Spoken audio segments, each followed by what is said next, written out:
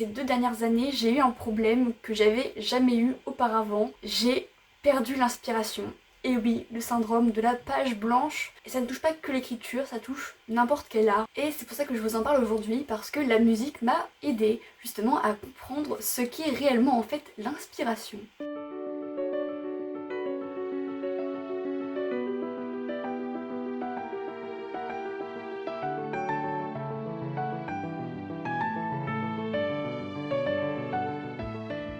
Hello les amis, bienvenue sur Radio Livre. Avant de commencer la vidéo, laissez-moi vous parler d'un projet qui me tient à cœur, dans lequel je me suis investie depuis le début de l'année. En gros, avec 15 autres élèves du conservatoire en musique, théâtre et danse, on a pour projet de partir en octobre 2026 au Japon pour un échange artistique et culturel sur le thème de la paix. Pour ça, on a mis en place plusieurs actions, des ventes de gâteaux, des concerts au chapeau, et surtout, on a une cagnotte Ulule dont je vous mets le lien en description. Si vous pouvez le partager ou faire un petit don, ça nous serait vraiment d'une grande aide, merci du fond du cœur.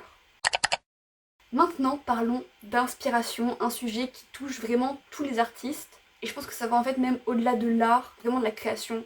Ça peut être très vaste. Et pour commencer, j'aimerais vous parler de la définition de l'inspiration. Parce qu'en fait, en faisant des petites recherches, je me suis rendu compte qu'en français et en anglais, c'est pas du tout la même définition. Et je trouve ça hyper intéressant. En français, l'inspiration, c'est défini comme un souffle créateur qui anime l'artiste, comme une impulsion. En anglais, au contraire, c'est a process of being mentally stimulated to do or feel something, especially to do something creative. Donc en gros, d'un côté, en français, on a une impulsion, quelque chose qui arrive comme ça, et en anglais, on a un processus, quelque chose qui se construit. Et je trouve ça hyper intéressant parce que ça rejoint parfaitement ce que la musique m'a appris en fait sur l'inspiration. Le manque d'inspiration chez moi, il s'est pas traduit par juste j'ai plus d'idées, c'est traduit par beaucoup d'idées, beaucoup trop d'idées, des idées qui mises ensemble n'auraient jamais fait un livre, ça aurait fait 36 000 histoires par-ci par-là, éparpillées sans aucun lien. J'ai entamé beaucoup de projets, beaucoup de choses, j'ai des carnets partout pour tous les projets que je commence, et j'ai des piles de carnets qui sont vides, il y a juste la première page qui sont écrites, mais sinon le reste est vide. Et je me suis énormément dispersée. Dès que j'avais une idée, je m'y mettais à fond. Et après, il fallait que je comble ce que j'avais pas fait pendant ce temps-là. Donc tous mes devoirs de la fac, la musique. Ce qui fait qu'à chaque fois, je faisais des grosses pauses. Et pendant ce temps de pause, il y a de nouvelles idées qui sont arrivées. Et ça recommençait, je m'y mettais à fond sur cette nouvelle idée. Puis après, je refaisais une longue pause. Et puis j'avais encore une nouvelle idée. Et vraiment un cercle vicieux qui fait que je n'ai pas fini de livre depuis dernière danse. Et j'avoue que ça me saoule en fait. En revanche, j'ai aussi ressenti quelque chose qui est pour le coup, je pense, assez commun quand on parle du manque d'inspiration, c'est aussi ce manque d'élan vers son projet. Et pour le coup, ce manque d'élan, c'est quelque chose qui m'était déjà familier et que j'ai très vite associé en fait avec ce que j'avais vécu en musique. Les raisons pour lesquelles j'avais ce manque d'élan en musique sont vraiment très différentes. En vrai, c'est l'opposé, parce que j'ai commencé à perdre l'élan en musique à force de trop en jouer, à force de passer toute ma vie dessus, parce que je me suis professionnalisée très très tôt en musique, alors qu'en écriture, c'est vraiment tout l'inverse. J'avais juste pas le temps d'écrire, et pourtant le résultat est le même. J'ai perdu l'élan pour la musique et l'écriture, pas au même moment, pas de la même façon, mais ça m'a permis de faire des liens entre eux. Et d'ailleurs, je pense que c'est ce qui est intéressant ici en fait, c'est que la musique m'a énormément appris sur l'écriture, sur la façon de créer et de vivre la création, et je pense que ça peut vous aider aussi. Donc voilà ce que la musique m'a appris sur l'inspiration. Premièrement, le manque d'élan, c'est pas une perte de passion. Je sais pas, j'ai envie d'associer ça aux relations amoureuses. Au début, on est à fond dedans, on pense qu'à ça. Puis après, en fait, l'idée s'estompe un peu, on retombe un petit peu dans le réel et on devient plus lucide surtout. Et forcément, quand on est plus lucide, on se pose des questions et on se remet à douter. Et quand on se remet à douter, on se dit mais est-ce que c'est vraiment bien ce que je fais? Est-ce que c'était vraiment la bonne chose à faire? Est-ce que c'est la bonne idée? Et encore, comme toute passion, comme dans une relation, parce que je pense que c'est une métaphore qui marche bien finalement. Donc parlons de relations amoureuses, écoutez. Dans une relation, après que l'élan soit passé, il y a ce qu'on appelle la routine, la régularité, les petites choses qui reviennent. Et c'est la deuxième chose que la musique m'a apprise. La régularité, c'est tellement important, en fait c'est même indispensable je pense à la création et à l'inspiration. Je sais qu'on est dans un monde où il faut pas se forcer à faire les choses, si ça vient pas c'est que ça vient pas, mais je suis pas d'accord, en vrai, je suis pas d'accord. Il faut se forcer à faire les choses. C'est comme si on disait à quelqu'un qui a un rêve de pas faire d'efforts. Si c'est trop compliqué, c'est pas grave, ça viendra autrement. Bah non, parfois ça ne vient pas autrement. Il faut vraiment se pousser un peu. Et je sais que c'est un peu contre-courant de ce que les gens disent sur les réseaux, mais moi je pense que c'est essentiel. Et je trouve ça fou en fait parce que même quand j'ai pas envie de jouer de la flûte, et que je me pousse à aller au conservatoire travailler mon instrument. Au début je me dis allez j'y vais, peut-être que je vais croiser des gens, ça va être sympa. Et en fait je me retrouve dans une salle à travailler ma flûte, à pas en avoir vraiment envie au départ. Et très vite en fait l'inspiration revient. Au début ça revenait au bout d'une demi-heure, après ça vient au bout d'un quart d'heure. Et plus j'y vais régulièrement, et plus c'est simple de s'y mettre et de retrouver l'élan. Mais j'avoue qu'au début c'est quand même compliqué, il faut savoir se pousser. Et si j'avais pas eu des potes qui m'avaient dit bah si vas-y ça va te faire du bien, je pense que j'y serais allée beaucoup moins souvent et j'aurais moins facilement trouvé cet élan. Genre vraiment ils m'ont poussé à fond. Et donc ouais, si vous avez un ou deux potes comme ça qui peuvent vous booster, n'hésitez pas à leur en parler et à vous dire ouais booste-moi à écrire, c'est vraiment une très bonne aide. Une chose aussi que cette fois-ci l'écriture m'a appris pour la musique. En musique ce que je ne faisais pas ou très peu, c'était paradoxalement écouter de la musique. J'écoute beaucoup de musique mais pas de la musique classique et encore moins les morceaux que je joue. Parce que je sais pas, j'aimais pas ça, ça me frustrait de voir des gens bien jouer de la flûte. Et juste aussi j'y pensais pas. Et quand j'ai commencé, j'ai pas eu des profs qui m'ont poussé à écouter beaucoup de musique.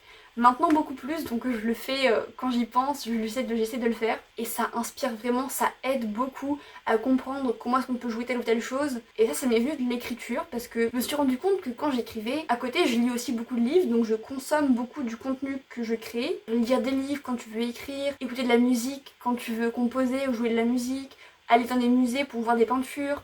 C'est bien de se confronter en fait un petit peu à l'art auquel on est attaché. La quatrième chose que la musique m'a apprise sur l'inspiration et qui pour le coup m'a beaucoup aidée sur l'écriture, c'est que le rapport à notre passion change avec le temps et c'est normal. Alors forcément je joue pas de la musique comme quand j'étais petite. Quand j'étais petite j'avais plein de choses à découvrir et c'était entre guillemets plus simple de découvrir parce que c'était les bases quoi. Et maintenant que je sais jouer de la flûte, que je sais écrire, que je maîtrise la grammaire, l'orthographe, enfin toutes ces choses-là. L'évolution se joue dans des détails et donc forcément la passion elle change parce que c'est plus du tout le même rapport qu'on a avec notre art. Par exemple en musique, je vais davantage me concentrer sur des bouts de notes, sur des mesures, sur parfois genre juste une ou deux notes, sur une couleur de son. Vous imaginez pas le temps que je peux passer genre sur une note juste pour trouver une bonne couleur qui me convienne. Et en écriture c'est pareil, en fait c'est pas qu'on perd notre inspiration, c'est juste que ça change. Donc c'est une découverte constante de notre art et c'est vrai que c'est un peu perturbant et ça peut donner l'impression qu'on n'a plus de passion pour ce qu'on fait et en fait c'est un piège dans lequel il faut essayer de pas tomber. Et c'est pareil en écriture, j'ai l'impression que je manque d'inspiration parce que j'écris beaucoup moins qu'avant. Quand je fais des sessions d'une heure, avant je pouvais écrire 1200 mots, 1500 mots. Et maintenant, quand je fais une session d'écriture, j'écris 300 mots et quelques. C'est que ce que j'écris, c'est beaucoup plus juste. Parce que je réfléchis vraiment à chaque mot, à chaque tournure de phrase, à chaque point. Est-ce que ça correspond vraiment à la voix du personnage? Enfin, il y a beaucoup plus de questions que je me pose en tête. Et ça demande peut-être un petit peu plus d'effort pour écrire, plus de concentration. Juste, c'est un rapport qui change. Et c'est pas parce que ça change que c'est moins bien qu'avant. C'est juste différent. Il faut apprendre à accepter que l'art c'est une découverte constante. Parce que par exemple en musique, quand je vais travailler un nouveau morceau, au début c'est toujours compliqué parce que je le connais pas, je le comprends pas, il faut que je le cherche. Et en écriture c'est exactement pareil. Chaque nouveau projet, nouveau, c'est pas une surprise, mais chaque nouveau projet a un nouveau goût, des nouveaux personnages qu'il faut apprendre à connaître, une nouvelle façon de s'écrire, et le processus d'écriture change aussi en fonction de chaque livre. Par exemple, je sais c'est très structuré, énormément préparé, que c'est une sorte d'intrigue, de plot twist. Dernière danse, c'est encore assez préparé, mais tout pour la musique, vraiment j'ai zéro plan. Je sais où je veux aller au bout, mais entre deux, ce qui se passe, j'en sais rien. Et passer de l'un à l'autre, ça peut te donner l'impression que ce qu'on fait c'est moins bien, que les idées elles viennent moins facilement, mais c'est juste parce que c'est nouveau. Et la dernière chose que la musique m'a apprise, enfin je dis la musique parce que c'est elle qui a guidé ma vie au fil des ans, mais en vrai c'est une réflexion genre un peu existentielle. Parfois il faut juste se laisser vivre pour trouver l'inspiration, accepter que le temps apportera de nouvelles expériences. En tout cas pour ma part, tout ce que j'ai vécu avec la musique, le départ à l'étranger, les rencontres que j'ai pu faire, parce que vraiment toute ma vie est liée à la musique. La musique m'inspire tous les jours et c'est d'ailleurs sur ça que j'écris. J'écris sur la musique, sur le spectacle, sur la danse, les parcours des jeunes artistes et c'est ça qui m'inspire. Et ces derniers temps, je pense que j'ai aussi manqué d'inspiration parce que justement je vivais plein de choses. Ça a été les montagnes russes pendant 2 ans. Et tout ça, ça fait une vie qui est hyper remplie. Et le manque de temps contribue aussi un peu à la perte d'inspiration parce que moins on passe de temps sur un projet, moins on a le temps d'y réfléchir. Et moins on revient sur ce projet et plus c'est compliqué de le poursuivre. Cette vidéo elle n'est pas venue de nulle part. Je me suis fait une réflexion il y a quelques jours qui m'a marquée Je me suis dit, j'attends jamais de l'inspiration pour jouer de la flûte, alors pourquoi est-ce que je l'attends pour l'écriture? Parce que en vrai ce qu'on attend, c'est justement cet élan, c'est d'avoir la bonne idée, d'avoir toute l'histoire de A à Z, que tout soit cohérent. Et parfois on attend aussi un peu de temps pour écrire. Et ce temps, même si c'est 15 minutes par jour, il faut le prendre. Donc pour moi la définition de l'inspiration, elle se rapproche beaucoup plus de la définition anglaise que de la définition française. Vous l'avez compris, c'est le titre de la vidéo. Arrêtez d'attendre l'inspiration pour commencer à créer. Ouvre ton document Word ou prends un crayon, un pinceau ou un instrument de musique et vas-y. Et moi je vous dis à bientôt sur Radio Livre.